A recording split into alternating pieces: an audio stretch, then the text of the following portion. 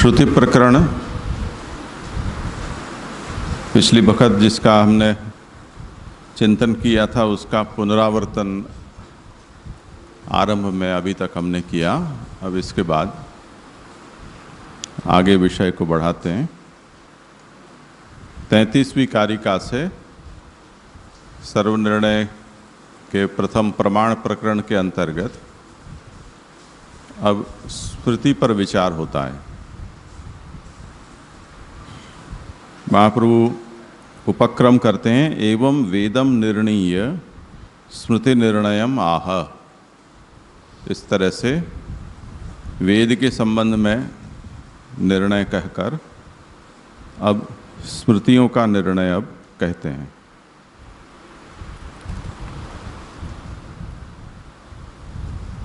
कि महाप्रभु की जो लेखन शैली है, विचार है,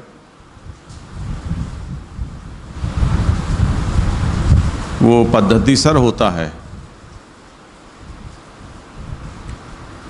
प्रमाण के निरूपण के प्रसंग में वेदाः श्री कृष्ण वाक्यानि,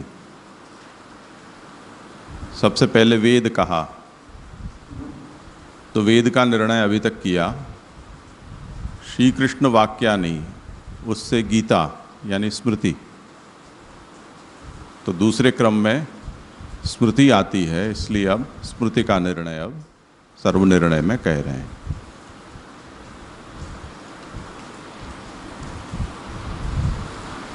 तो पुरुषोत्तम जी इसे स्पष्ट करते हैं, एवं बल निश्चायनार्थम वेदाः इति प्रमाण मध्ये प्रथमोद्दिष्टस्य वेदस्य प्रमेयभूतो विषयः निर्णीतः। प्रमाणों में बलाबल का विचार होता है। प्रमाण की जरूरत कब पड़ती है? जब किसी बात को हमें मान्य करना हो, सिद्ध करना हो, और उस विषय में किसी के मन में संशय हो, वो जिस प्रमाण को मानता हो उस प्रमाण से उसके संशय का निराकरण होता है। तो प्रमाणों का उपन्यास किया जाता है। जैसे कोई कहता है कि आज मैंने ऐसा देखा, नहीं, ऐसा हुआ, ऐसा एक विधान किया कि आज ये घटना हुई। अब वो विश्वास के योग्य न हो तो कोई पूछेगा कि आपको कैसे पता चला? वो ये कहेगा कि मैंने अपनी आंखों से देखा। ठीक है, तब अगर वो विश्वास करने योग्य व्यक्ति है और वो ये कहता है कि मैंने देखा, तो हम उसने जो कहा उसको सत्य मान लेंगे, क्योंकि प्रत्यक्ष प्रमाण से ये सिद्ध हुआ।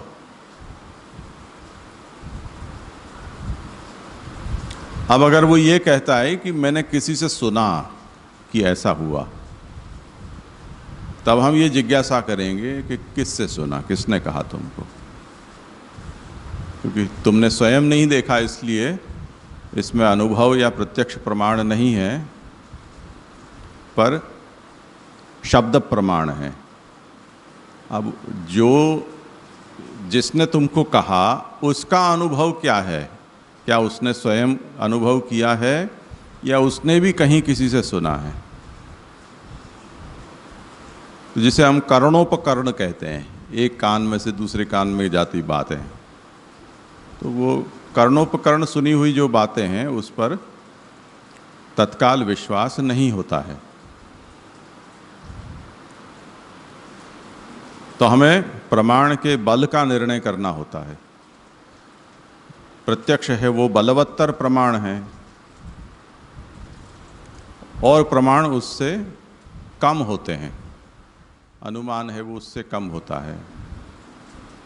लोक में शब्द प्रमाण है वो उससे भी कम होता है। बोलने वाले के ऊपर निर्भर करता है कि किसने कहा। तो बल निश्चय के लिए जितने प्रमाण आगे गिनाए गए, वेदा श्री कृष्ण व्याख्यानी व्यास सूत्राणी चैव हि समाधि भाषा व्यासस्य इत्यादि, उसमें वेद है, वो ईश्वर वचन है, इसलिए वो प्रमाण मूर्धन्य है, उससे बड़ा और कोई प्रमाण नहीं है। और उस वेद का प्रमेय क्या है वो भी समझा दिया गया। जो प्रमाण से प्रमेय की सिद्धि होती है, मानाधीना मेय सिद्धि ही। कोई भी बात सिद्ध करनी हो तो प्रमाण से होती है। अब वेद हमारे पास प्रमाण है, वेद को हमने पढ़ा, तो वेद क्या कहते हैं, वेद का प्रतिपाद्य क्या है, उसका विषय क्या है, वो उसका प्रमेय हुआ। जैसे हमने देखा कि वेद में 2 कांड होते हैं, कर्म कांड और ज्ञान कांड। तो कर्म कांड का विषय यज्ञ रूप हरि हैं, कर्म रूप हरि हैं, और ज्ञान कांड का विषय ब्रह्म रूप हरि हैं। तो ये उसका प्रमेय हो गया। तो प्रमाणों से प्रमेय का निर्धारण होता है। तो यज्ञ और ब्रह्म ये उनके विषय हुए। अब उसके बाद श्रुति प्रकरण में हमने देखा यज्ञ 5 प्रकार के होते हैं, प्रकृति विकृति होते हैं, उनमें साधन और फल रूप भगवान हुए हैं। अधिकारी भेद से, कामना के भेद से उनसे भिन्न भिन्न फल होते हैं। वो हरि कर्म रूप भिन्न भिन्न मूर्तियों के रूप में शाखा भेद से प्रकट हुए हैं इत्यादि। वो विषय हमने वहाँ देख लिया। अतः परम श्री कृष्ण वाक्यानाम निर्णेतव्यः। अब वेद का निर्णय इन सब रूप में हो जाने के बाद अब श्री कृष्ण वाक्य रूप जो स्मृति है, उस स्मृति का अब निर्णय प्राप्त होता है।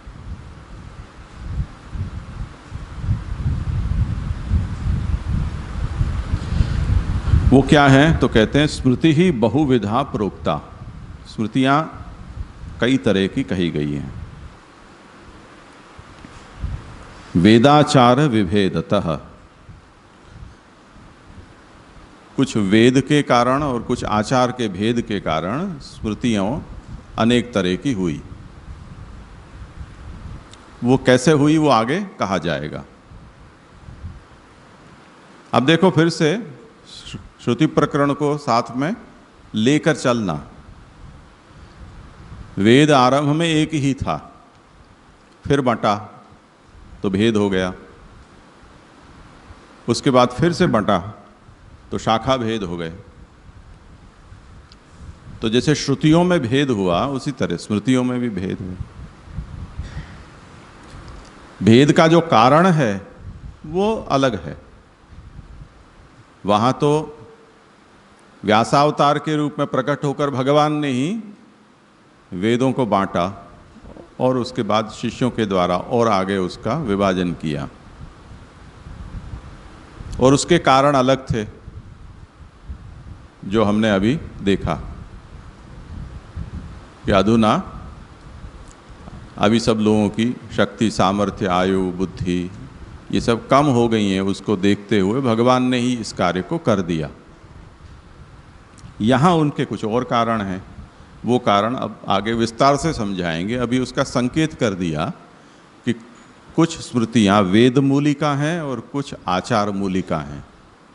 यानी स्मृतियों में जो भेद हुआ है उसका एक कारण स्वयं वेद हैं और दूसरा कारण आचार है। तो आचार जिनका मूल है ऐसी स्मृतियों का एक अलग प्रकार है, और वेद जिनका मूल है ऐसी स्मृतियों का एक कुछ अलग प्रकार होता है। अब वो आगे जब होगा उससे पहले ये कहना जरूरी है कि स्मृति शब्द का अर्थ क्या है। सामान्यतया जिसे लाक्षण बनाने वाले लोग नैयायिक कहते हैं कि अनुभवजन्य ज्ञानम स्मृति ही। हमें किसी चीज़ का अनुभव हुआ और उसके बाद वो अनुभव अब नहीं हो रहा है, फिर भी वो अनुभव हमें आंतर हो रहा है, उसको हम स्मृति नाम दे देंगे, याद। तो स्मृति है वो जो विषय का अनुभव नहीं हुआ है उसकी स्मृति नहीं हो सकती है। कभी हमें ये होता है कि ऐसा हमें कैसे स्मरण में आया, तो वो अनुभव हम भूल गए हैं, उसके कारण हमें वो याद नहीं आ रहा है कि हमने उसे कहाँ कहीं देखा था। तो हम अनिश्चय में हो जाते हैं कि हाँ देखा हो, ऐसा लग तो रहा है, कहाँ देखा वो पता नहीं, पर अनुभव उसका मूल होता है। वो तो एक स्मृति जो प्रमाण है लोक में, उसकी बात हुई। यहाँ उस स्मृति प्रमाण की बात नहीं हो रही है, परंतु स्मृति नाम से जो ग्रंथ प्रसिद्ध हैं, शास्त्र ग्रंथ, उनकी बात हो रही है। अब उसकी परिभाषा आज दे देते हैं कि ऋषिणाम पूर्वचरित स्मरणम स्मृति रुच्यते। ऋषियों ने पूर्व कल्प के आचार का स्मरण करते हुए जो शास्त्र ग्रंथ किए उनको स्मृति शास्त्र कहा जाता है। अब उसकी व्याख्या करते हैं कि वेदवत न स्मृति निर्णयः। आगे वेदों के संबंध में कुछ निर्णय दिया। कोई ये कहे कि वेद के निर्णय में जैसे हाथी के पाँव में सभी के पाँव आ जाते हैं, उसी तरह वेद का निर्णय किया तो उसमें वेद से निर्बल या वेद के उपजीवी जितने अन्य शास्त्र हैं उन सब का भी उसी तरह से निर्णय हो जाना चाहिए। स्मृति का पृथक निर्णय देने की क्या आवश्यकता है? तो महाप्रभु कहते हैं कि नहीं, ये नहीं हो पाएगा। वेद के निर्णय में स्मृतियों का निर्णय नहीं होता है, क्योंकि दोनों में कुछ अंतर है, वो हमें समझना होगा। वो क्या है वो समझाते हैं कि वेदे ही पंचात्मको द्विरूपः षडंग सहितो निरूपितः। वेद का निर्णय जब किया तब हमने ये बताया कि वेद अग्निहोत्र आदि पंचात्मक होते हैं, वो फिर से द्विरूप होते हैं, यानी प्रकृति विकृति भेद से द्विरूप होते हैं, और वो षडंग सहित होते हैं, यानी उपनिषद सहित पंचविध यज्ञ मिलाकर षडंग वेद होते हैं, पूर्वोत्तर कांड मिलाकर। न तथा स्मृति ही, इस तरह से स्मृतियों में नहीं होता है। जैसे वहाँ ये कहा कि उपनिषद है या ब्रह्म है वो शिरस्थानी है, 2 हाथ पांव और धड़ मिलाकर बाकी जो 5 है वो पंचविध यज्ञ हैं, ऐसा उसका स्वरूप नहीं है स्मृतियों का। किंतु बहुविधा, स्मृतियां तो बहुत तरह की हैं, तो हम उसको षडंग में उसका अंतर्भाव नहीं कर सकते हैं, या षडंग की जो स्कीम है वो स्मृतियों के ऊपर लागू नहीं कर सकते हैं। आप लोग जैसे कोई एक्सेल और उसकी सीट का उपयोग करते हो, उसमें आपने कोई स्ट्रक्चर बनाया टेबल, तो सब विषय उस टेबल में समा जाएं एक ही तरह के, ऐसा नहीं होता है। आपको कॉलम घटानी बढ़ानी पड़ती है, जो जैसा विषय हो उसके अनुरूप। उस तरह से स्मृतियों में भी अलग प्रकार से उसका निर्णय करना पड़ेगा। अब उसमें ये कहते हैं कि वो दरें बहुत प्रकार की होती हैं, तो बहुत प्रकार की होने का क्या मतलब है? तो वो समझाते हैं कि अत्र वेदो अपि मूलम व्यवहारोपि। स्मृतियाँ जो हैं उसके मूल में कहीं कहीं वेद भी हैं और कहीं व्यवहार भी होते हैं। तो व्यवहार मूलिका स्मृति और वेद मूलिका स्मृति, ऐसे बड़े बड़े 2 विभाग स्मृतियों के हुए। तो ये स्मृति का स्वरूप हुआ। अब स्मृतियों को जो नाम है उसके अनुसार, स्त्रीलिंग है तो स्मृति हुई, नपुंसकलिंग हुआ तो स्मरणम हुआ। जो स्मरण होता है वो अनुभव मूलक होता है, जैसे हमने अभी कहा। जैसे यहाँ बच्चे आए, उनको अपने घर की याद आ रही है, मुझे बात करनी है माँ बाप से, तो जिनका अनुभव किया है उसकी याद आती है। अनुभव जिसका न हो उसकी याद भी नहीं आ सकती है, तो अनुभव मूल है। तो कहते हैं कि तस्य स्मरणस्य अनुभव एव मूलम। ऋषियों ने जो स्मरण किया है और स्मरण करके जो शास्त्र प्रकट किया है, उसमें उनका अनुभव उसके मूल में पड़ा हुआ है। ये एक प्रमुख बात है। सतु अनुभवो बहुधा जायते। वो अनुभव कई तरह से होते हैं, वो आगे समझाते हैं कि तद आचारात लोकतश्च न्यायात और नित्यानुमेयतः। चार बातें गिनाई। कुछ जो अनुभव हैं वो आचार के संबंध में होते हैं, कुछ लोक से होते हैं, कुछ न्याय से होते हैं, और कुछ नित्यानुमेय वेद मूलक वो स्मरण होते हैं। अब उनको प्रत्येक को आगे समझाया जाएगा। तो स्मृतियों में भेद होने का ये कारण है कि उनके मूल में जो अनुभव हैं वो कई तरह के हैं।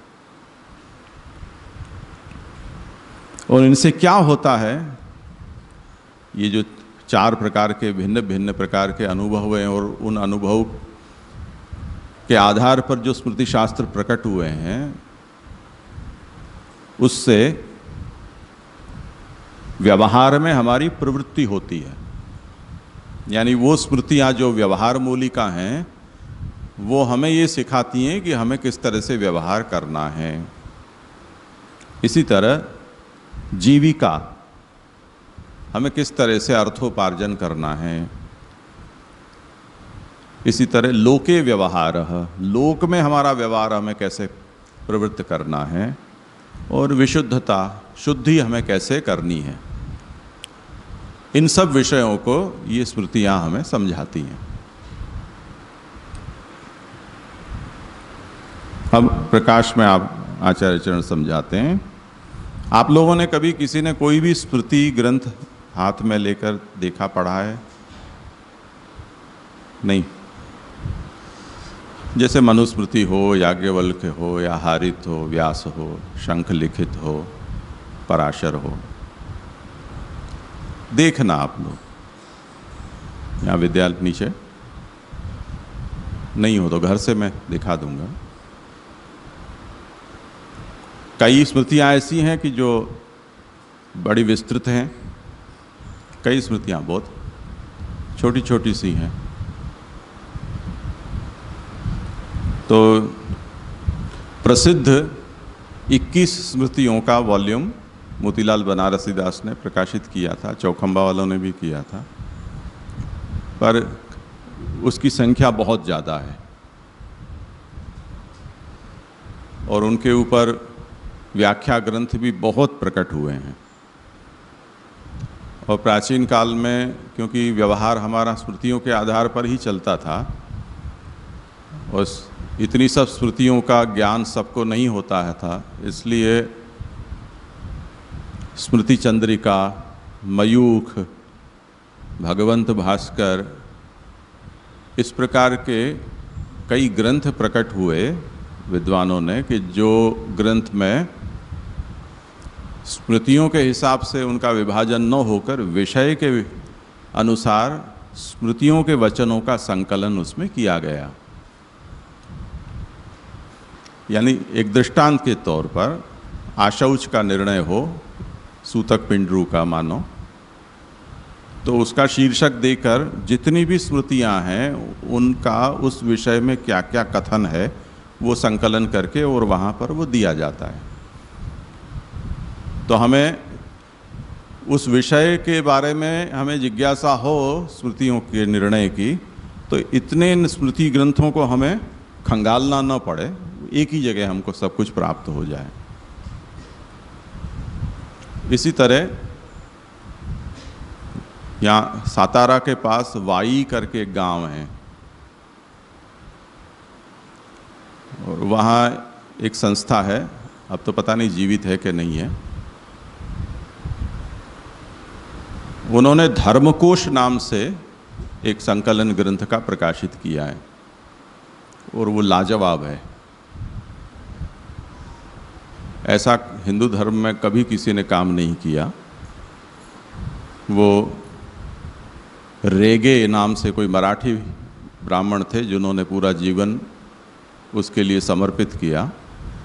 उन्होंने इस विषय को केवल स्मृतियों तक सीमित नहीं रखा, पर धर्मशास्त्र के किसी भी विषय के बारे में हमारा हिंदू धर्म का जितना भी वाङ्मय है उसमें क्या कहाँ कहा गया है उसका पूरा संकलन वहाँ उन्होंने दिया। तो 18 पुराण, रामायण, महाभारत, उपपुराण, तंत्र के ग्रंथ, इन सबको उन्होंने खंगाल कर और वहाँ एक जगह पर दिया। और इतना कद है उसके प्रकाशन का। गीता प्रेस की पुस्तक होती है, एक एक पुस्तक करीब 700-800 ग्रंथ की है, और ऐसे 30 या 32 वॉल्यूम में वो उन्होंने प्रकाशित किया। 40,000 रुपये उसकी कीमत है, पर वो लैंडमार्क है, उससे आगे कुछ नहीं हो सकता। हमारे हिंदू धर्म को समझना हो और किसी को जिज्ञासा हो तो वो एक ग्रंथ उनके हो तो सब काम हो जाता है उसका। देखना हो तो हमारे पास है, वो देखना आप लोगों को। संस्कृत में ही ग्रंथ तो सब संस्कृत में ही होते हैं।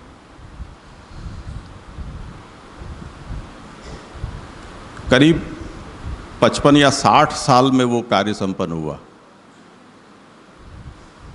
तो वो आदमी अपने मृत्यु से पहले उसने उस काम को ख़त्म किया, तब तक वो जीवित रहा। उसे न तो भारत रत्न मिला न पद्मश्री मिली, पर वो सदा स्मरणीय है व्यक्ति। तो यहाँ जो स्मृति शब्द है उसको यहाँ समझाया जा रहा है जी जी कि पूर्व कल्पे जी धन्यवाद प्रणाम जी जी। ये पुराण आदि अपने स्मृति ग्रंथ में गिने जाएंगे जी जी, पुराण और भागवत जी आदि। सबको सुनाई दे इसलिए थोड़ा पास में रख कर बोलो, एकदम होठ को छुए उतना आवाज़ आ रहा है जी। हाँ जी जी, ये अपने पुराण आदि वगैरह स्मृति ग्रंथों में गिने जाएंगे। वो विषय हमने वहाँ जब प्रमाण चतुष्टय का विषय चला था उस समय हमने देखा था कि ग्रंथ के नाम से वेद, स्मृति, पुराण, आगम तंत्र ये सब भिन्न भिन्न ग्रंथ हैं। पर जब सभी हमारे शास्त्र ग्रंथों को किसी कोटि में या कक्षा में हम सोचते हैं तब दो ही कक्षा होती है, श्रुति और स्मृति। तो श्रुति का मतलब वेद है। वेद के संहिता, ब्राह्मण, आरण्यक और उपनिषद, इनको छोड़कर और जितना भी शास्त्र है वो सब स्मृति कही जाती है। तो वो कक्षा का विचार करें शास्त्रों की तो श्रुति और स्मृति दो कक्षा हैं। उस दृष्टि से पुराण भी श्रुति में आ जाते हैं, पर प्रत्येक का हम विचार करें तब फिर पुराण की सब्जेक्ट मैटर अलग है, क्योंकि वहाँ पर किसी न किसी अवतार का चरित्र प्रमुख होता है, और सब विषय जो होते हैं धर्मशास्त्र संबंधी और वो सब वो उसके अंगभूत होकर आते हैं। और स्मृति शास्त्र जो हैं जिनको धर्मशास्त्र कहा जाता है उनमें कोई अवतार कुछ नहीं होता है, उसमें केवल वर्णाश्रमाचार है, उसी का निरूपण किया जाता है। तो अब वो समझाते हैं कि पूर्वकल्पे यथा आचारः स्थितः ऋषीणाम यथा वा लोक व्यवहारः।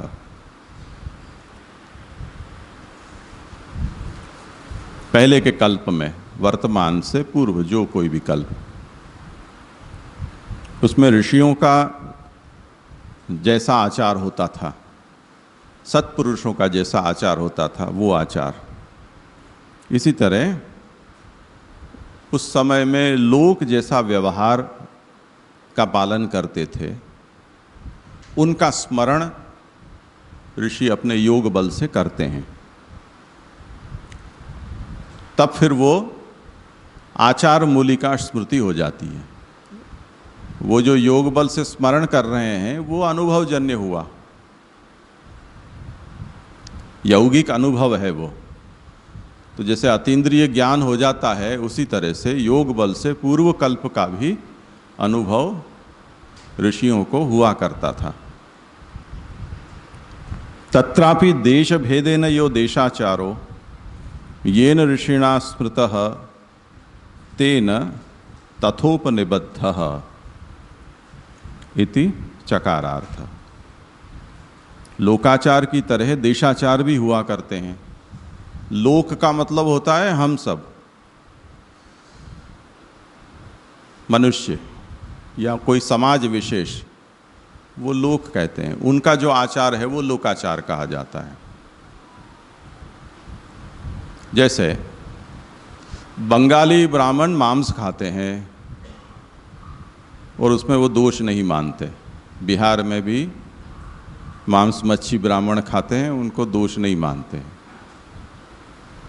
अब ये जो पूर्व देशीय लोक समाज है, उनका ऐसा आचार है, ये लोकाचार हुआ। इसी तरह देश भेदेन यो देशाचारः, भिन्न भिन्न देश में भिन्न भिन्न प्रकार के आचार प्रसिद्ध होते हैं और ऋषियों के द्वारा योग बल से उनका स्मरण कर कर स्मृति ग्रंथ के रूप में उनको कहा जाता है। तो वो देशाचार मूलक स्मृतियाँ हो जाती हैं। कई बार वो ऋषि इसका उल्लेख कर देते हैं कि ये इस देश में ऐसा प्रसिद्ध है, उस देश में ऐसा प्रसिद्ध है। कई बार वो नहीं भी करते हैं, वो अपने फ्लो में वो लिख देते हैं कि ऐसा किया जाता है, ऐसा करना चाहिए, ऐसा निर्णय दे देते हैं। फिर हमें अन्य स्मृतियों को उस विषय में देखकर हमें तय करना पड़ता है कि क्या सभी स्मृतिकारों का यही मत है या इस विषय में कुछ भिन्न मत है। अगर भिन्न भिन्न मत है तो हमें ये निर्णय लेना पड़ेगा कि जो स्मृतिकार इस तरह का निर्णय दे रहे हैं वो किसी लोकाचार या देशाचार को देख कर दे रहे हैं। ये व्यापक रूप से ऐसा आचार है या ये धर्म कर्म है, ऐसा हमें नहीं समझना चाहिए। वो हमारा विवेक पर आधार करता है या हमने कितने ग्रंथों का अवलोकन किया है उसके ऊपर निर्भर करता है। न्यायोपि मूलम, इसी तरह न्याय भी स्मृतियों का मूल है। अब ये जो न्याय है वो कौन सा? सोपि पूर्वकल्प स्थितः, पूर्वकल्प में जो न्याय है उसकी ये बात है। ऐसे न्याय ग्रंथ यानी नीति शास्त्र के ग्रंथ प्राचीन काल में उपलब्ध होते थे, इन दिनों में भी है, जिनका श्री पुरुषोत्तम जी ने निरूपण किया है कि ब्राह्म, बाहुदंतक, पौरंदर, बारहस्पत्य, औशनस, प्राचेतस, ये सब नीति शास्त्र हैं। इन ऋषियों के द्वारा लिखे गए न्याय शास्त्र या नीति शास्त्र हैं।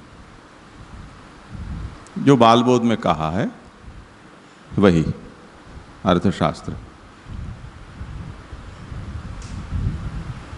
एते त्रयोपि व्यवहारोपयोगिनः, ये तीनों के तीनों यानी आचार, लोकाचार, देशाचार और न्याय, ये तीनों के तीन व्यवहार में उपयोगी होते हैं।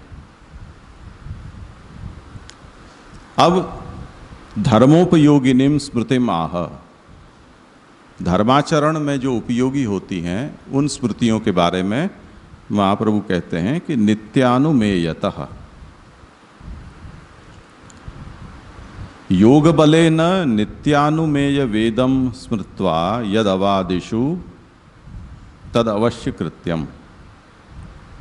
ऋषियों ने अपने योग बल से नित्यानुमेय वेद का स्मरण कर कर जो कहा, धर्माचरण के उपयोगी नियम जो बताएं, उनका अवश्य पालन करना चाहिए।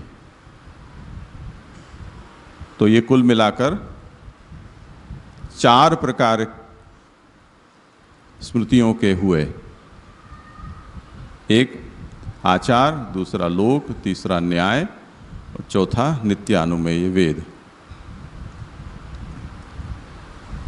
इसका विवेचन और आगे होता रहेगा समय समय पर। जैसे नित्यानुमेय शब्द का अर्थ क्या होता है? हाँ, वो चलेगा, आगे आएगा। जी पूर्वकल्पों का मतलब क्या होता है यहाँ पे? जैसे किसका? पूर्वकल्प। पूर्वकल्प, हाँ हाँ। तो ये जैसे इस समय श्वेतवाराह कल्प चल रहा है, इससे पूर्व का जो कोई भी कल्प हो, पद्म कल्प हो, वाराह कल्प हो, आदि वाराह कल्प हो। मगर ये जो ऋषि हो ये वो तो ब्रह्मा की सब प्रथम संतान थी ना, जैसे मनु है, तो उन्होंने कौन से कल्प का? उसके पहले तो कोई कल्प था ही नहीं ना, वो तो प्रथम सृष्टि है ना। ये जो ऋषि मुनि जो ऋषि हो गए, ये सब मनु है, याज्ञवल्क है, या जो भी है, तो उन्होंने कौन सा पूर्वकल्प में क्या आचार को खोजा, या वेद के अंदर की ही बात कही? उसके पूर्व तो कोई सृष्टि थी नहीं ना, जैसे मनुस्मृति है, तो मनु तो प्रथम पुत्र है ना ब्रह्मा जी के। वो तो इस कल्प में है, इस मनवंतर में है। पूर्व कल्प में तो फिर से थे ही ना, सृष्टि तो पहले भी थी ना। उसके पहले अलग कल्प में भी वो, हाँ, जैसे हमारी जो व्यवस्था है उसमें 5 साल में गवर्नमेंट बदलती है, इलेक्शन होते हैं, हर 5 साल में होते हैं।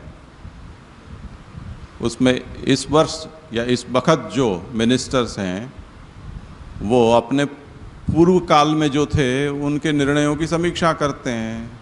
कुछ कानून है उसमें सुधार करते हैं, कुछ हैं वो रिस्टोर करते हैं। जैसे अभी धार्मिक स्थानों के विषय में एक ऐसा स्टेटस को दे दिया कि आर्कियोलॉजिकल विभाग को जब तक जो वो संपत्ति सौंप नहीं दी गई थी उसमें तो कोई बदलाव हो सकता है, पर जो सौंप दी गई उसके बाद उसके ऊपर स्टेटस को आ जाता है, वहाँ कोई पूजा अर्चना नहीं की जा सकती और न वहाँ कोई दूसरा सर्वे हो सकता है। तो उसको उन्होंने फ्रीज कर दिया। अब ये तो कांग्रेस सरकार ने ये कानून ला कर रखा था। अब भारतीय जनता पक्ष की मेजॉरिटी है दोनों सदनों में, वो इस कानून को स्क्रैप कर देंगे तो फिर से रास्ता खुल जाएगा कि हिंदुस्तान में कहीं भी कोई भी धर्म स्थान है उसके ऊपर फिर से सर्वे हो सकता है, उसमें पूजा अर्चना भी की जा सकती है और जो कुछ चाहो सो हो सकता है। तो हम इसको कल्प की बात नहीं समझ में आती हो तो हम इस तरह से इसको समझ लो। हर कल्प में नई सृष्टि होती है, नए ब्रह्मा होते हैं, नई अवतार लीला होती है, तो चक्रवत चलता ही रहता है ना। जैसे हम लोग अपने आपस में बात करते हैं आचार विचार सदाचार, कि भाई आचार विचार ये सदाचार अपने को पालना चाहिए, तो ये स्मृति से ही फ्लो करते हैं? ये सब स्मृतियों से आता है। अच्छा।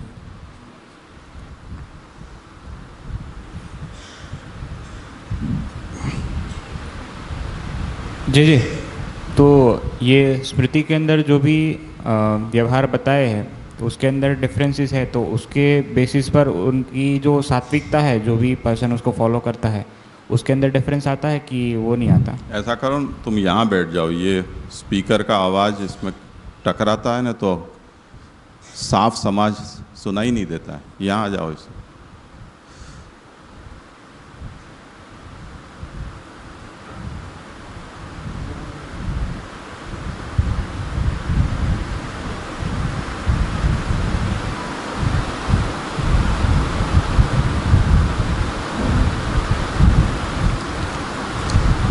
हाँ, अब कहो।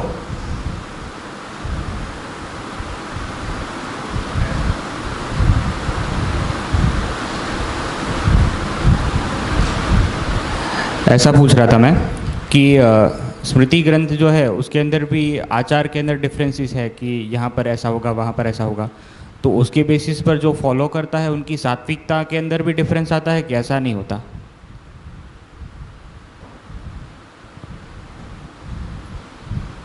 सात्विकता का ऐसा है कि एक दृष्टांत देता हूं। जैसे भगवान आहार विहार के बारे में ऐसा कहते हैं कि यातयामम गतरसम पूति पर्युषितं च यत् उच्छिष्टमपि चामेध्यम भोजनम तामस प्रियम। जो तामस प्रकृति का मनुष्य है उसको क्या अच्छा लगता है? उसको ताज़ा ताज़ा दोगे तो अच्छा नहीं लगा, सड़ा बासी होगा वो अच्छा लगेगा। यात यामम पुराना बासी, गतरसम घी चुपड़ी रोटी दोगे तो नहीं खाएगा, पर सूखी रोटी खाकरा वो खाएगा, ऐसा गतरसम। मांसादि अमेध्य जो पदार्थ होते हैं ऐसे उसको अच्छे लगें, ऐसे उसकी परीक्षा बताई है। जैसे खान पान है, इस तरह से बोलचाल, संग, परिवेश, व्यवसाय, हर विषय में इस तरह से सात्विक राजस तामसता की परीक्षा भगवान बतलाते हैं। स्मृतियों में निर्णय भेद होने से गुण प्रभावित नहीं होते हैं ऐसा हम नहीं कह सकते हैं, हो सकते हैं, पर भावतु तूते वैदे बताव्यु इस कहावत के अनुसार जो जैसी मनोवृत्ति का होगा वो अपने अनुकूल वचन खोजता रहता है शास्त्र में से। जैसे किसी ज़माने में हिंदुस्तान में आलू नहीं होते थे, परदेश से आए। ये फ्लावर, गोभी, बीट, टमाटर, ये सब चीज़ें परदेश से आई हैं। अब हमारे यहाँ सात्विक राजस तामस का भेद बताकर जहाँ तक जिस डेट तक हमारे यहाँ जो फल, शाक, अन्न उपलब्ध होते थे उसके नाम के साथ क्या खाद्य हैं क्या अखाद्य हैं वो स्मृतिकारों ने निर्णय दे दिया। वो स्मृति निर्णय ग्रंथ प्रकट होने के बाद जो चीज़ें आईं उनका तो नाम वहाँ मिलना नहीं है। तो जिन्होंने उन स्मृति ग्रंथों पर व्याख्या लिखी उन्होंने उन चीज़ को वहाँ डाल दिया कि ये तो गिनी गिनाई बातें हैं, पर इनकी ही प्रकृति और गुण के अनुरूप जो जो चीज़ें हैं वो इसी कक्षा में डालनी चाहिए, चाहे सात्विक हो, राजस हो, तामस हो, ऐसा कुछ भी। तो बहुत सी चीज़ों को हमारे यहाँ परंपरा में संप्रदाय ने भी डाल दिया। जैसे लालू भट्ट जी ने, द्वारकेश जी ने, श्री हरिराय महाप्रभु ने, कि जो इन दिनों में अंग्रेज तो तब नहीं आए थे, लालू भट्ट जी के समय तो आ गए थे, पर श्री हरिराय महाप्रभु के समय तक अंग्रेज नहीं थे, पर म्लेच्छ तो थे। उनके साथ कुछ चीज़ें आईं तो उसके विषय में शास्त्र में कोई निर्णय नहीं था, तो उन्होंने उनकी जो रुचि अरुचि थी वो उस विषय में बता दी। अब हम ये देखेंगे कि चलो वहाँ तक जो नाम लिख दिया है उसको तो उसमें हमें कुछ कह नहीं सकते। अब बड़ों के हम क्या कहें, ये तो तर्क नहीं कर सकते हैं कि शास्त्र में नहीं है, आपने लिख दिया है, तो हम उसे ग्रहण कर सकते हैं। और उसके बाद कोई चीज़ आई, मानो कि ड्रैगन फ्रूट आया। अब हमारा गुजरात का मुख्यमंत्री उसको कमलम कह के नाम दे देता है।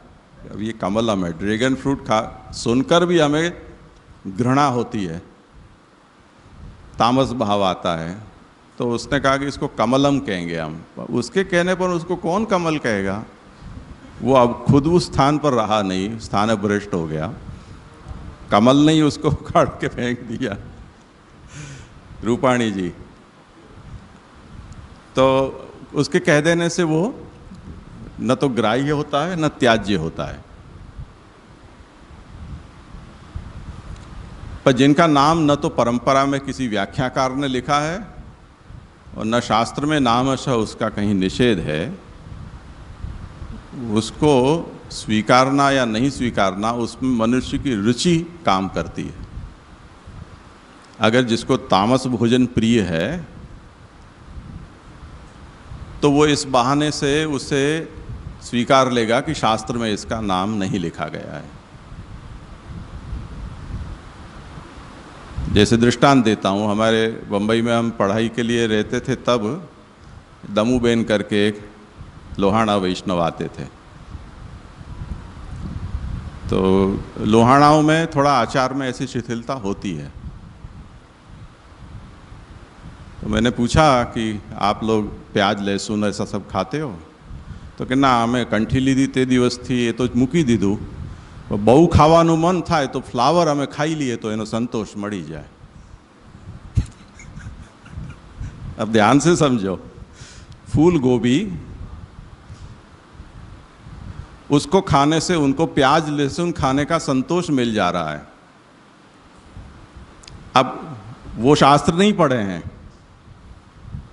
पर वस्तु की प्रकृति जो गुण दोष हैं वो बोल दे रहे हैं कि इसकी बास दुर्गंध ऐसी सड़ी हुई मछली जैसी, और ये दोनों एक सी हैं। परंपरा ने ये कह दिया है कि ये तामसी है, तो त्याज्य कक्षा में होना चाहिए। उन्होंने वो शास्त्र पढ़ा नहीं है, पर सदाचार ऐसा चला आ रहा है कि लोग उसको लेते हैं, ग्रहण करते हैं। अब वो प्रकृति है, वो नियामक बनती है उसमें। शास्त्र तो ये कहता है, नाम देकर बोल देता है कि ये तामस है, इससे दूर रहना। उसमें एक स्मृति उसे तामस बताएगी, दूसरा उसको सात्विक या राजस बता देगा, ऐसा नहीं है। इस विषय में तो ये हमारी सबकी एक समान सूझबूझ है। ये सेंस बहुत पावरफुल है हमारे यहाँ, क्योंकि सात्विकता का बहुत ज़्यादा हमारे यहाँ आग्रह धर्म क्षेत्र में रहा है। पर जैसी प्रकृति होगी ऐसा वो खोज लेगा। इसलिए भगवान अर्जुन को कहते हैं ना कि प्रकृति त्वाम नियोक्ष्यति। तू ये कहेगा कि मैं नहीं लड़ूंगा, ये सब बात छोड़। जैसे ही सामने से एक तीर छूटा, तुम 1000 तीर छोड़ दोगे बिना कहे, बिना आज्ञा लिए। ये तुम्हारी प्रकृति है। तो स्मृतियों में भेद होने से तात्पर्य ये है कि हमारे अंदर तामसता या राजसता आ जाए, ऐसा संभव नहीं है, क्योंकि गुणों के विषय में सभी शास्त्रकारों में बहुत ज़्यादा मतैक्य होता है। पर हम अपनी प्रकृति के अनुरूप कुछ वचन खोज लें या उसका अपने अनुकूल व्याख्यान करके उसका कुछ अनुसरण करना शुरू कर दें, तो वो एक अलग बात है। इसीलिए यज्ञ में पशु हिंसा को निंदित माना गया, तामस माना गया है। यद्यपि विधान है, पर साथ में ये भी कहा गया है कि नाति हिंस्रेण योजयेत। अगर हिंसा को अल्प की जा सकती हो तो हिंसा से कार्य न करें। पर अब जो तामसी हैं, जिनको वो भोजन प्रिय है, वो अगर इतने मांस से यज्ञ सिद्ध हो जाता हो, तब भी ज़्यादा मांस खाने मिले इसलिए पूरी गाय या पूरी बैल या पूरी भैंस को काट देते हैं, जबकि उतना आवश्यक नहीं है। ये शास्त्र नहीं कहता है कि तुम इतने मांस के लिए इतना बड़ा पशु तुम मारो, आप अल्प हिंसा से काम चला लो, ऐसा शास्त्र कहता है। अगर प्रतिनिधि पशु से काम चलता हो तो प्रत्यक्ष पशु का वध न करो, ये भी शास्त्र कहता है, तो उसका प्रतिनिधि बना लो। पर तामसी वृत्ति तो कहती है नहीं कि प्रतिनिधि प्रतिनिधि होता है और मूल तो मूल है। अब जिसको वही उद्देश्य है, यज्ञ उसका मुख्य उद्देश्य नहीं है, तो क्या करेगा? जैसे सौत्रामणि याग होता है, उसमें सुरा का अर्पण किया जाता है, दारू। अब जो दारू का व्यसनी है या शौकीन है, वो ये कहेगा कि हर 2 दिन में सौत्रामणि कर डालें आप। उसी तरह की तामसी प्रकृति वाले हमारे पुष्टि मार्ग में भी हैं। वो दाऊ जी को पधराते हैं सेवा में। कोई दाऊ जी में ऐसा उनका भाव नहीं है, पर उनके बहाने भांग पीने मिल जाए इसलिए घर में दाऊ जी पधराते हैं। तो जितने भंगेड़ी हैं वो सब दाऊ जी की सेवा करते हैं। जहाँ जहाँ दाऊ जी विराजते हैं वहाँ दौड़ दौड़ कर जाते हैं, दाऊ जी का हंडा, दाऊ जी का हंडा। अभी हम बेट शंखोद्धार गए तो वहाँ भी उस परिसर में दाऊ जी का मंदिर है। तो उसने हमारे जो वहाँ केयरटेकर है उससे कहा कि महाराज श्री ने क्यों न दाऊ जी ਨੂੰ कहीं मनोरथ करे।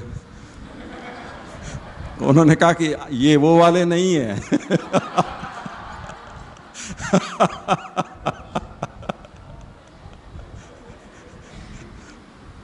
तो हम दाऊ जी को खोज रहे हैं या भांग को खोज रहे हैं, ये तय नहीं होता है। तो शास्त्र तो ऐसा नहीं करता है, पर हम अपनी प्रकृति के अनुसार शास्त्र के वचनों का अपने हित में प्रयोग करते हैं। बात ऐसे होती है। वही बात है, लोको ही स्वरुच्या क्वचित प्रवर्तते तदेव चेत शास्त्र सिद्धम तदा हर्षो भवत्येव। सौत्रामणि में कहा है न कि देवता को दारू अर्पित की जा सकती है। अब वो 1 चम्मच से काम चलता हो तो भी हांडा भोग धरेंगे। पीछे यज्ञ शेष का प्रसाद लेना तो बड़ा फलदायी होता है। यज्ञ शिष्टा शिनः संतो मुच्यन्ते सर्व किल विषयी। यज्ञ शेष का जो भोजन करता है वो सभी पाप से मुक्त हो जाता है, ऐसा भगवान कहते हैं। तो अब हांडा का प्रसाद लो पीछे।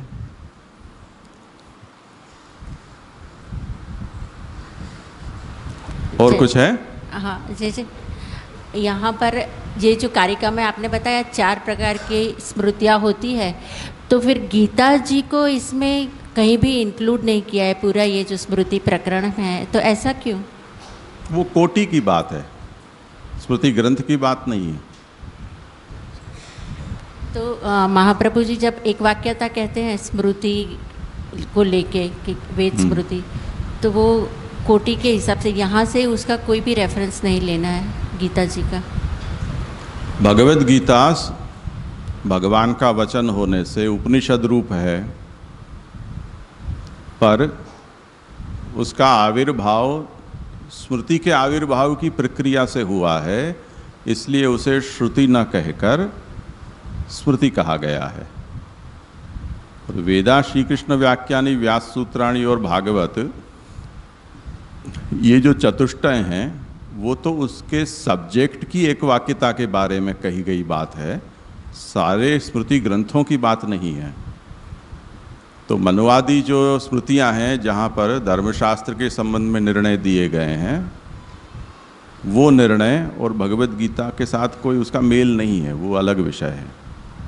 यहाँ तो जो धर्मशास्त्र रूप स्मृतियाँ कही गई हैं उसकी चर्चा की जा रही है, या स्मृति कोटि में जो ग्रंथ आते हैं उनकी चर्चा की जा रही है, ये तात्पर्य है।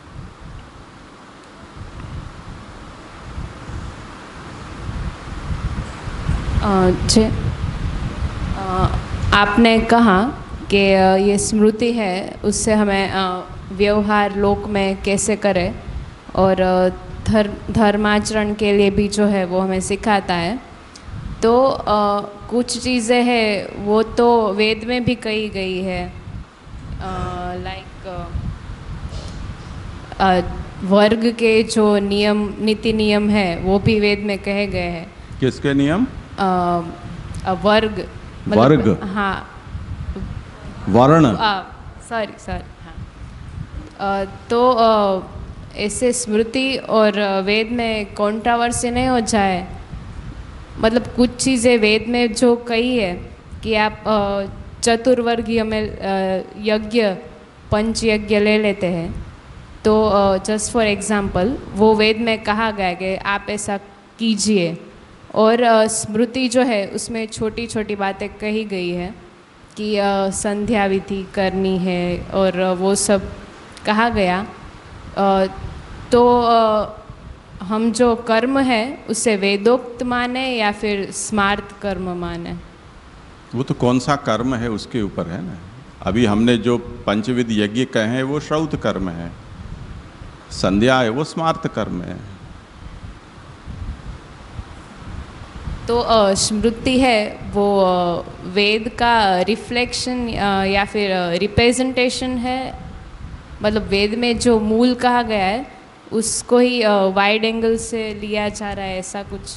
वो तो अभी प्रकरण शुरू हुआ है ना, सब बातें आएंगी, धीरे धीरे करेंगे उसकी भी चर्चा। ये विषय पहले संपन्न कर लें। तो योग बलेन नित्यानुमेय वेदम स्मृत्वा यदवादशु तद अवश्य कृत्यम।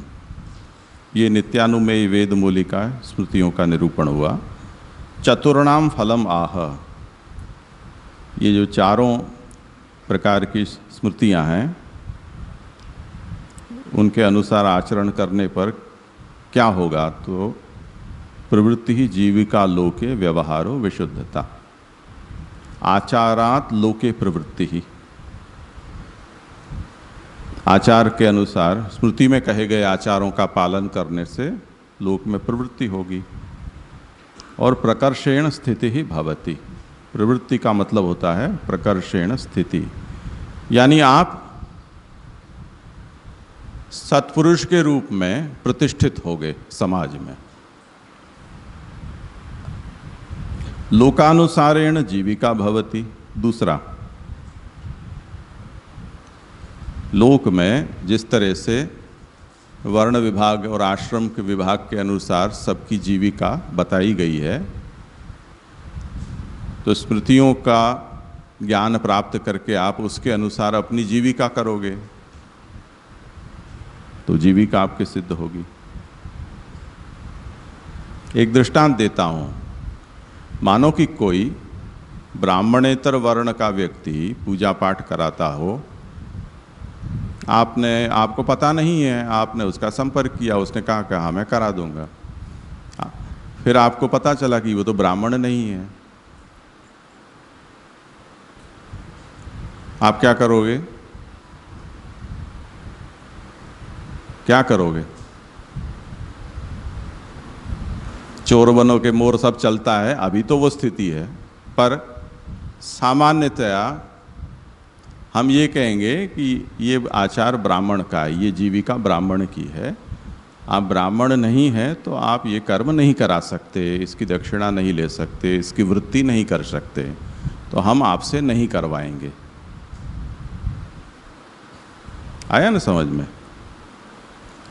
जैसे अभी देवस्थान में ये विषय आया, एक मंदिर का कर्मचारी जो ब्राह्मण था उसने किसी अन्य वर्ण में विवाह किया।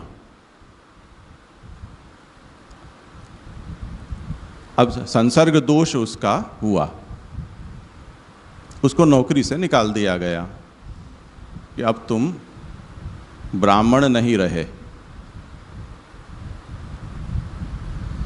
समझे ना?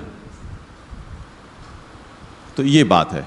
हमारे ही कुल में जो कुछ 5-6 लोग हमारे संस्कार और नित्य नैमित्तिक कर्म करवाते हैं, उनमें से किसी ने अन्य वर्ण में शादी की।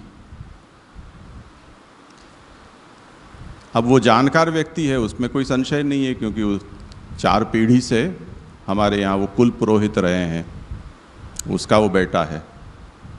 पर हमारे समाज में 2 मान्यता हो गई, कुछ लोग उसका बहिष्कार करते हैं, कुछ लोग उसको स्वीकारते हैं जिनका परंपरा से उनका संबंध है। तो लोक में जीविका कैसे होती है? पुराने समय में वंशानुगत होती थी कि दर्जी का काम दर्जी के कुल में चलता रहेगा, नाई का काम नाई के कुल से अनुसार चलता रहेगा, बढ़ई लुहार होंगे, वो अपनी परंपरा से वो काम करेंगे। तो सबकी अपनी परंपरागत वर्णाश्रम के अनुरूप आजीविका होती थी और उसका ज्ञान प्राप्त करके और वो अपनी जीविका करेगा। तो कर्ण का यही तो मुद्दा था कि वो दासी पुत्र था, तो वो राज्य पद का अधिकारी नहीं था। इसी तरह राजकुमारों के बीच में जो स्पर्धा हो उसमें वो स्थान प्राप्त नहीं कर सकता था। वो उस समय वर्णाश्रमाचार था, इसलिए उसके अनुसार उसका निर्णय दिया गया था। तो इससे लोक में जीविका चलती है।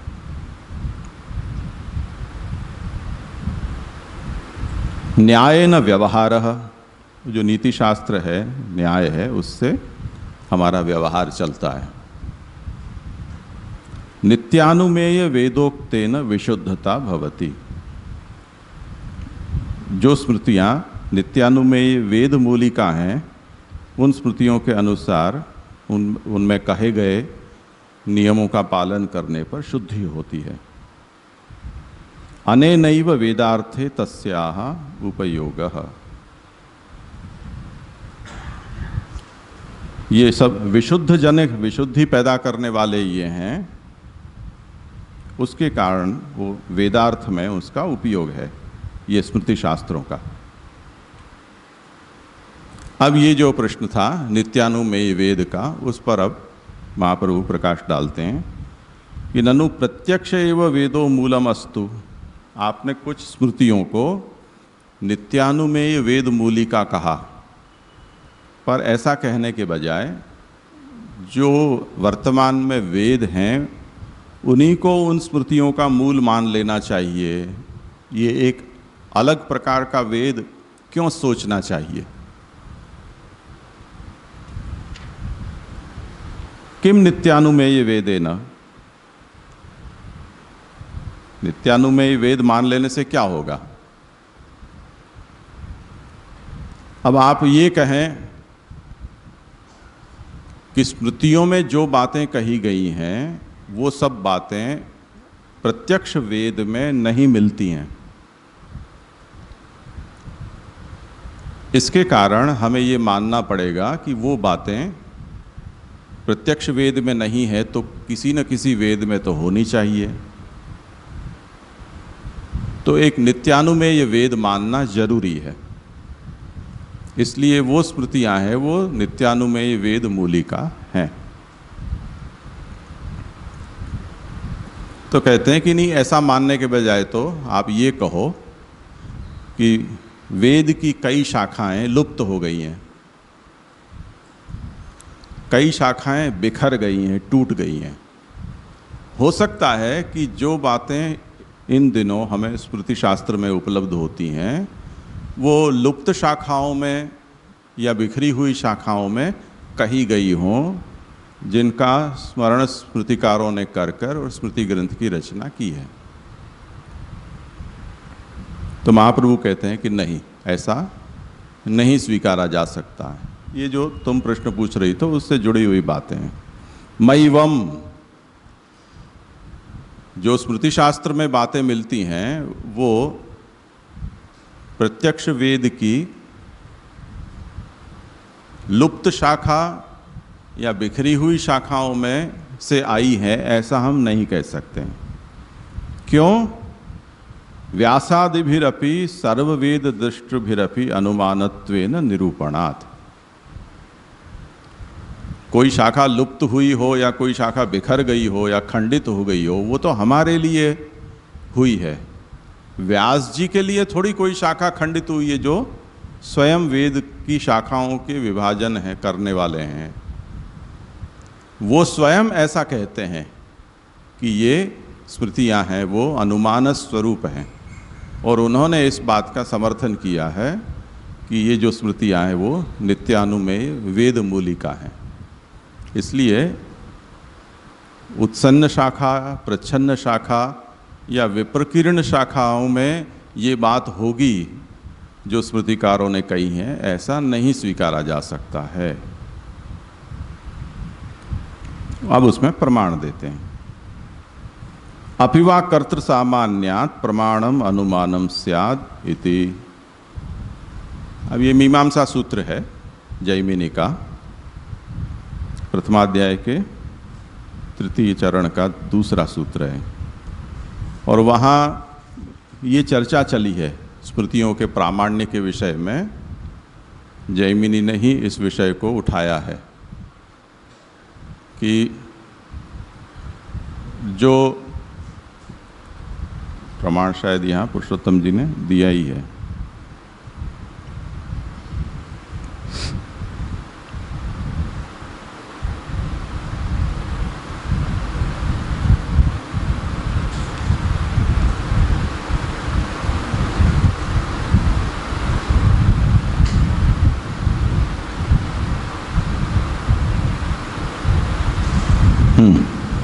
अपिवा कर्तृ सामान्यात् प्रमाणम अनुमानम स्यात्। स्मृतियों का प्रामाण्य हमें स्वीकारना चाहिए या नहीं स्वीकारना चाहिए, क्योंकि आगे ये कहा गया था कि जो धर्म का मूल वेद होता है, और जो बात वेद से हमें प्राप्त नहीं होती है उसे हमें प्रमाण नहीं स्वीकारना चाहिए। ये एक प्रथम सिद्धांत के रूप में हमें पढ़ाया गया। अब आप ये कहते हैं कि बहुत सी बातें हमें वेद में नहीं मिलती हैं, तो स्मृतियों में से हमें उसे स्वीकार लेना चाहिए। अब कैसे स्वीकार सकते हैं, क्योंकि वेद तो मूल है नहीं। तो जैमिनी ने इस युक्ति का उत्तर दिया, इस पूर्व पक्ष का, कि ऐसा नहीं है। स्मृतियों का प्रामाण्य हमें स्वीकारना चाहिए। इसलिए स्वीकारना चाहिए कि जो स्मृतियों के प्रणेता हैं मनु आदि, वो स्वयं यज्ञादि कर्मों में निष्ठाशील ऋषि होते थे, और वो स्वयं वैदिक होने के कारण उनके वचन को हमें प्रमाण स्वीकारना चाहिए। कर्तृ सामान्यात्, जिन्होंने स्मृति शास्त्र का प्रणयन किया है वो वैदिक कर्म कर्तों के भी कर्ता हैं, और वेद कर्म करते हुए उन्होंने स्मार्त धर्मों का पालन भी किया और स्मृति ग्रंथों का रचना भी की है। इसलिए हमें स्मृति का भी प्रामाण्य स्वीकारना चाहिए, ऐसा कहा। अब उन्होंने जो कहा है उसका आधार क्या, तो वो आधार कहते हैं कि वो नित्यानुमेय वेद उसका आधार है। ये वो नित्यानुमेय वेद है कि जो सदा सर्वदा है, और इन ऋषियों ने अपने योग बल से उसका साक्षात्कार करके जो प्रत्यक्ष वेद में उपलब्ध नहीं है उन बातों को हमारे जैसों के कल्याण के लिए स्मृति शास्त्र के रूप में प्रकट किया है। इसलिए स्मृतियों का भी प्रामाण्य हमें स्वीकारना चाहिए। अब कहते हैं कि प्रत्यक्ष वेद मूलत्वे न अनुमानम भवेत। यहाँ जैमिनी और बादरायण व्यास दोनों ही इनको अनुमान रूप कहते हैं, इन स्मृतियों को। अगर हम प्रत्यक्ष वेद है वो इन स्मृतियों का मूल माने, तब फिर उसकी अनुमान रूपता नहीं रहेगी, वो तो प्रत्यक्ष हो गया। इसलिए इसे अनुमेय मानना आवश्यक है। अतः स्मृत्या अनुमेय एव वेदो भवति। इन स्मृतियों से, अब नित्यानुमेय वेद का अर्थ बतला रहे हैं कि उसका क्या अर्थ समझना है, कि ये जो स्मृतियां हैं वो जैसे धूम प्रत्यक्ष है, उस तरह से ये स्मृतियां हेतु के रूप में प्रत्यक्ष हैं। अनुमेय वह्नि है, धूमात अग्नि। इसी तरह ये स्मृतियां उपलब्ध हैं, उससे अनुमेय वेद सिद्ध होता है। हमें वो दिखलाई नहीं देता है, पर इन ऋषियों को वो वेद दिखलाई देता है। तो इन स्मृतियों से जो वेद का अनुमान होता है वो नित्यानुमेय वेद कहा जाता है। इसलिए कहते हैं अतः स्मृत्या अनुमेय एव वेदो भवति इति नित्यानुमेय एव वेदो मूलम। अन्यथा वेदव्यासः स्मृतेश्च, ये ब्रह्म सूत्र है, प्रथमाध्याय द्वितीय पाद का 6ठा सूत्र है, उन्होंने भी स्मृतियों का प्रामाण्य स्वीकार किया है। विद्यमाने प्रत्यक्ष वेदे किमिति द्व्यंतरिताम उदाहरेत। अगर विद्यमान प्रत्यक्ष जो वेद है उसी में ये सब बात उपलब्ध हो जाती होती तो व्यास जी को क्या जरूरत होती थी कि वो स्मृतियों का प्रामाण्य ब्रह्मसूत्र में लाकर हमें बताएं कि गीता भी ऐसा कहती है, क्योंकि स्मृति में द्व्यंतरितता है। वो द्व्यंतरितता क्या है वो समझाते हैं कि धर्मादि विषया स्मृतिस्तद अनुभवजन्या स्मृतित्वात् स्मृत्यंतरवद इत्यादि ना अनुभव अनुमाने। एक अंतराय अनुभव है और दूसरा अनुमान है। तो स्मृति में दो अंतराय आते हैं। स्मृति का लक्षण क्या है? अनुभवजन्य ज्ञान। हमें कहीं पूर्व में कोई अनुभव हुआ है, उससे हमें जो इस समय ज्ञान हो रहा है उसको हम स्मृति कहते हैं। तो एक तो अनुभव हुआ और दूसरा इस समय हमें जो ज्ञान हो रहा है वो उससे जन्य। तो ये द्व्यंतरितता हुई। इसलिए तर्क ये देते हैं कि जब प्रत्यक्ष वेद उपलब्ध है तब ऐसी क्या जरूरत थी कि वेद व्यास जी को स्मृति का प्रमाण ब्रह्म के निर्णय में लाना पड़ता। इसलिए प्रत्यक्ष वेद को स्मृति का मूल न मानकर नित्यानुमेय वेद को ही स्मृति का मूल हमें स्वीकारना चाहिए। ये बात ऐसी नहीं है कि महाप्रभु ने अपनी ओर से की हो।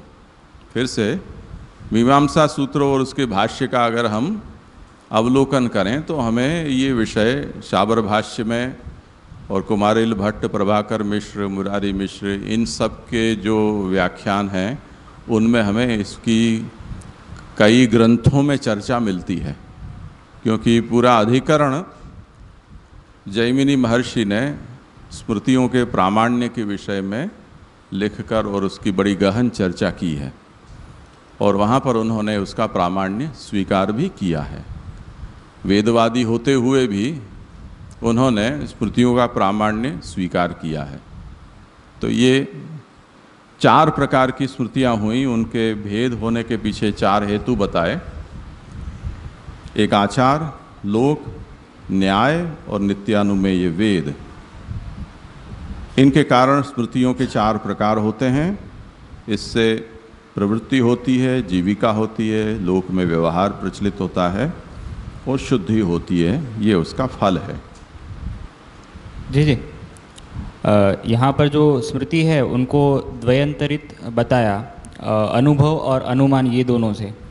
तो वेद से इसका स्मृतियों का डिफरेंस जो है वो इसी कारण से होगा कि वेद के अंदर जो है वो अनुभव ही होगा और स्मृति जो है उसके अंदर अनुमान भी होगा। ये वेद, प्रत्यक्ष वेद अगर स्मृति का मूल है तो वेद तो सामने ही पड़ा है, फिर स्मृति का काम ही क्या है? वो तो साक्षात हो गई ना, उसमें कोई अंतराय ही नहीं है। तब फिर स्मृति का उपयोग भी क्या? जब प्रत्यक्ष वेद से ही कोई बात हमें प्राप्त हो जा रही है तो स्मृति की आवश्यकता क्या है? तो वो अप्रासंगिक हो जाएगी, अनावश्यक हो जाएगी। आया ना समझ में? और ये जो वेद की जो नित्यानुमेयता जो है वो स्मृति से सिद्ध होगी, उसके अंदर थोड़ा स्पष्ट नहीं हुआ कि वो कैसे होगा और किस विषय के अंदर जो है वो अनुमान किया जा रहा है वहाँ पे। अनुमान ये हुआ कि प्रत्यक्ष वेद तो स्मृति का मूल नहीं है, तो ये कौन सा वेद है जो प्रत्यक्ष नहीं है? प्रत्यक्ष नहीं है इतना ही नहीं, जो वेद की शाखाएं लुप्त हो गई हैं वो भी नहीं है, जो वेद की शाखा खंडित हो गई हैं वो भी नहीं है। अब ये ऋषि वही ऋषि हैं कि जो वैदिक कर्मों में निष्ठाशील होते थे।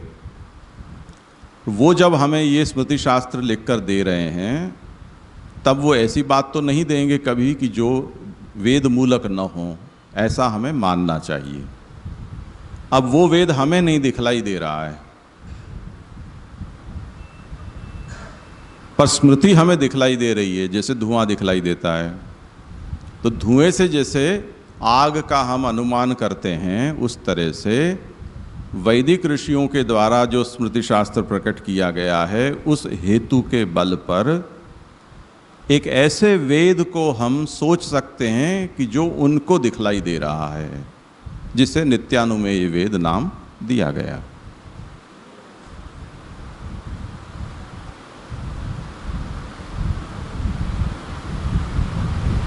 माइक लईने बोल रहा तो आगड़ આવી જા।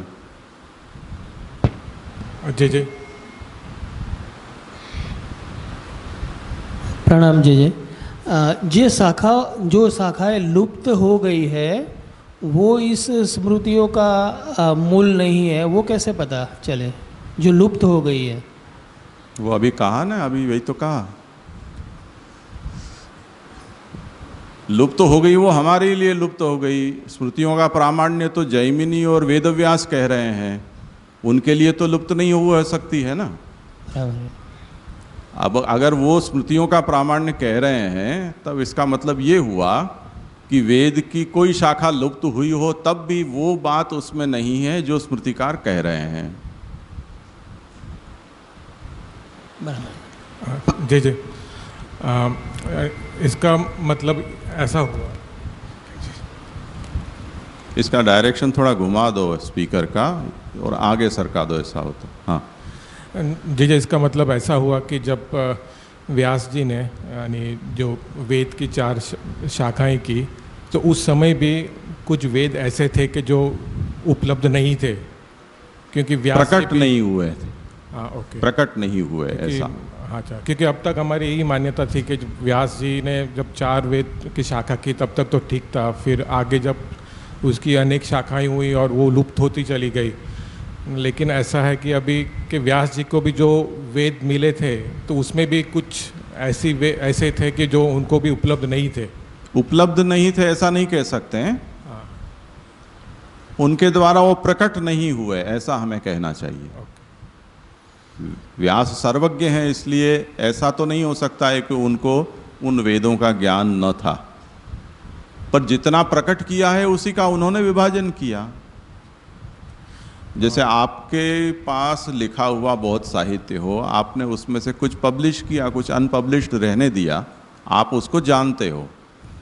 अब आपने जो पब्लिश किया उसको फिर किसी ने रीपब्लिश किया हो, उसके वॉल्यूम बांट कर और उसको फिर से प्रकाशित किया हो, वो सब संभव है। पर जो लिखित रूप में आपके पास मैन्युस्क्रिप्ट फॉर्म में है और जिसको आपने पब्लिश नहीं किया है, वो आप जानते हैं।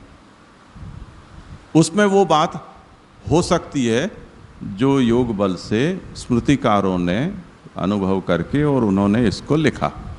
ये नित्यानुमेय वेद हो गया। यानी नित्यानुमेय वेद वो है कि जो यानी है लेकिन प्रकट नहीं किया गया। ऐसा नहीं कि वो अखंड पूरा वेद है। ये अब वेद नाम देंगे तब हमें उसको अखंड मानना ही पड़ेगा।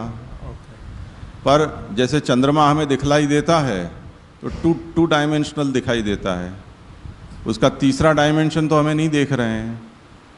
अब यहाँ हम अच्छा टेलीस्कोप लगाकर और देखें कितने क्रेटर्स उसमें हैं, कहाँ पानी है या नहीं, या क्या क्या कुछ है, उतना हम कहेंगे हमको इतना मिल गया, इतना मिल गया, इतना मिल गया। पर तीसरे डायमेंशन में क्या है वो हमको पता नहीं है। इसका अर्थ ऐसा नहीं है कि वो नहीं है। अब मानो कि चंद्रमा के किसी अपोजिट डायरेक्शन में, हम जो डायरेक्शन में है उससे कोई दूसरा प्लेनेट हो जहाँ चंद्रमा का वो भाग उनको उस समय दिखलाई दे रहा हो और वो ये कहें कि यहाँ तो पानी है, आप मना कर रहे हो, तब वो नित्यानुमेय वेद हो गया ना, उनकी जो स्मृति है वो, ये मतलब है। जय जय। ये विशुद्धता के लिए नित्यानुमेय वेद का ही आचरण जरूरी है कि आगे लोक व्यवहार की बात की कि नहीं, वो सब स्मृतियों का अपना अपना विषय है, 1 to 1 लेना है सबको, वो उतनी ही बात उसमें कहते हैं। तो नित्यानुमेय वेद का सब्जेक्ट मैटर क्या है वो आगे कहेंगे। षोडश संस्कार इत्यादि हैं वो नित्यानुमेय वेद में कहे जाने वाले धर्मोपयोगी विधान हैं, वो केवल उन्हीं स्मृतियों में है। और आचार और लोक प्रवृत्ति, जीविका, ये सब विषय हैं वो दूसरे स्मृतियों का विषय है। જે અહીંયા એમ કીધું છે ઉચ્છન્ન શાખા, પ્રચ્છન્ન શાખા અને વિપ્રકીર્ણ શાખા, તો ત્રણેયનો મિનિંગ એક જ થાય, લુપ્ત થઈ ગયેલી શાખા છે તે ડિફરન્ટ મિનિંગ। उत्सन्न शाखा का मतलब होता है जो शाखा खत्म हो गई। जैसे मैंने कहा कि सामवेद की 1000 शाखा कही गई है, अब उसमें से 8 शाखाएं मैथिली मानो, तो बाकी की सब शाखा उत्सन्न हैं। प्रच्छन्न यानी हैं पर हमें पता नहीं है, छुपी हुई हैं। जैसे महाप्रभु हमें ये आज्ञा करते हैं, सही कहीं आता है कि जितना वेद मैंने पढ़ा है उसमें ये बात मुझे पता चली है, इससे ज़्यादा वेद किसी को उपलब्ध हो तो वो जाने, वो बताए तो मैं पर विचार कर सकता हूँ। तो महाप्रभु ये आज्ञा करते हैं कि एकादश शाखा सांप्रतम प्रचलति तासु नोपलभ्यते। इस समय 11 शाखा वेद की उपलब्ध हैं और मैंने वो पढ़ी हैं, उसमें कहीं मायावाद नहीं आया है, ऐसा महाप्रभु कहते हैं। अब वो 11 में से इस समय शायद 6 या 7 उपलब्ध हैं। अब किसी के पास वो शाखाएं हों तो हों, हमारे पास नहीं है, तो ये प्रच्छन्न हुआ। और विप्रकीर्ण का मतलब होता है बिखरी हुई, यानी जो कोई बाइंड की हुई बुक हो उसके पन्ने बिखर जाएं। अब हमें ये पता नहीं चलता है कि ये पन्ने किस पुस्तक के हैं, तो हम कोई पुस्तक बाइंड करने जाएं, उसमें से 10 पन्ने उसके वहाँ लगा दिए, 5 पन्ने वहाँ लगा दिए, 50 पन्ने वहाँ लगा दिए, जिससे कि वो छुट्टे पन्ने नष्ट न हो जाएं। अब वो शाखा कहीं कहीं घुस गई है, शाखा के रूप में उपलब्ध नहीं है हमारे पास अखंड, ये विप्रकीर्ण हो गई, बिखरी हुई, छितरी हुई। ये जो 11 शाखाएं आप बता रहे हो, वो पूर्वकांड और उत्तरकांड दोनों रूप? शाखा का मतलब ही वो होता है, दोनों संहिता, ब्राह्मण, आरण्यक और उपनिषद, ये 4 जिसमें हो वो एक पूर्ण शाखा कही जाती है। ठीक। जैसे इसमें जो जिन ऋषियों को स्मृति का अनुभव हुआ, बेसिकली जो जिन्होंने स्मृति की, तो उनका तो जो ज्ञान था वेद मूलक, जो नित्य अनुमेय हम कह रहे हैं, वो तो उनको तो प्रत्यक्ष ही हुआ था। तो फिर इसको एक अनुमान के रूप में हम क्यों ले रहे हैं, और उसको प्रत्यक्ष हमारे लिए तो वो अनुमेय हुआ ना, वेद उनके लिए प्रत्यक्ष है। उन्होंने वेद को प्रकट नहीं किया है, उन्होंने अपने शब्दों में उनकी बातों को स्मृति के रूप में लिखा है। अगर जैसे श्रौत साक्षात्कार होता है उस तरह से उन्होंने वेद के फॉर्मेट में उस बात को कह दी होती तो तब फिर वेद ही हो जाता। उन्होंने स्मृति ग्रंथ के रूप में कहा।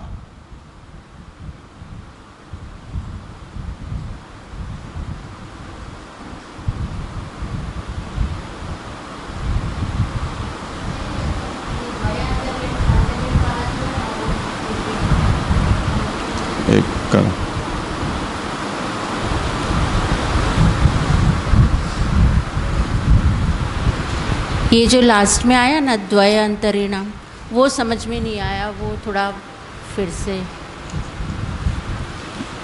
विद्यमाने प्रत्यक्ष वेदे किम इति द्वय अंतरिताम उदारहेत, वो इतना समझ में नहीं आया। स्मृति तो 2 अंतराय वाली होती है, प्रत्यक्ष या साक्षात्कार होता है उसमें अंतराय नहीं होता है, जो सामने ही है उसमें अंतराय क्या, पर स्मृति में तो अंतराय होता है ना। किसी का अनुभव हो ऐसा नहीं, हमारा अपना ही अनुभव हो, पर वो अनुभव का अनुभव है तो अंतराय तो हो गया ना। स्मृति को हम प्रत्यक्ष तो नहीं बता सकते।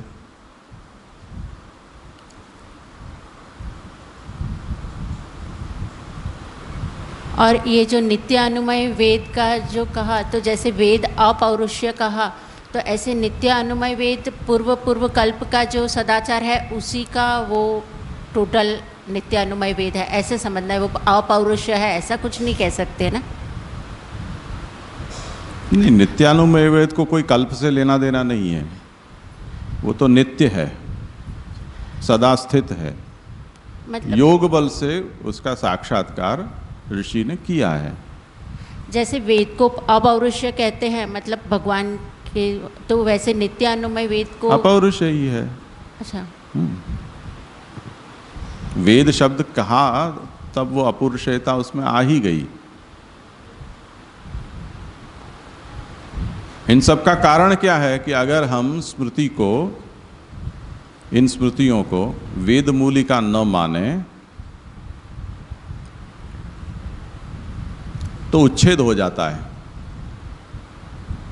एक तो उसका प्रामाण्य नहीं रहता है, और उपलब्ध वेद में वो सब बातें नहीं हैं कि जिससे परंपरा से चला आता जो आचार है वो हम उसका अखंड रूप से पालन कर सकें। फिर वो दयानंद सरस्वती वाली एक सर्जरी हो जाएगी, हमें जो समझ में नहीं आता है काट के फेंक दो। तो वो दयानंद वाला यहाँ सर्वनाश भी नहीं करना है, और परंपरागत जो सदाचार है उसका प्रामाण्य भी हमें निभाना है, और उसमें ऐसी भी कोई बात नहीं है कि हमें उसको काट के फेंक देना पड़े। अच्छी बातें हैं तो अनावश्यक उसको क्यों छोड़ो। तो आर्य समाज ने यही किया कि स्मृति स्मार्थ जितने भी आचार हैं, पौराणिक जितने भी आचार हैं, उनको ये कहकर उड़ा दिया कि ये वेद थोड़ी है, हमारे यहाँ तो वेद ही है और बाकी सब कुछ फर्जी बनावटी है। अब जब हमने उनको ये बताया कि स्वयं वेद में ये सब बात कही गई है कि पुराण, इतिहास, धर्मशास्त्र ये पांचवा वेद है, ये खुद वेद कहता है। पर अब जो नफट बन चुका है वो तो फिर कुछ भी उत्तर देता है, वो उससे वफादार थोड़ी है। वो कहता है कि ये लाइन आप लोगों ने घुसा दी है इसमें, इसका तो कोई जवाब ही नहीं है।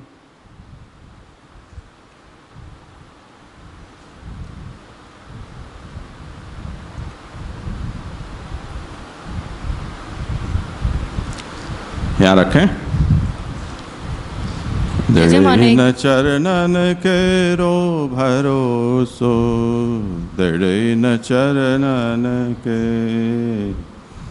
श्री वल्लभ नख चंद्र छटा बिन, सब जग माज अंधेरो भरोसो, दृढ़ न चरणन केरो। साधन और नहीं या कली में, जासो होय निवेरो। सूर कहा कहे द्विविध आंधरो, बिना मूल को चेरो भरोसो, दृढ़ न चरणन केरो। दृढ़ न चरणन केरो भरोसो, दृढ़ न चरणन के।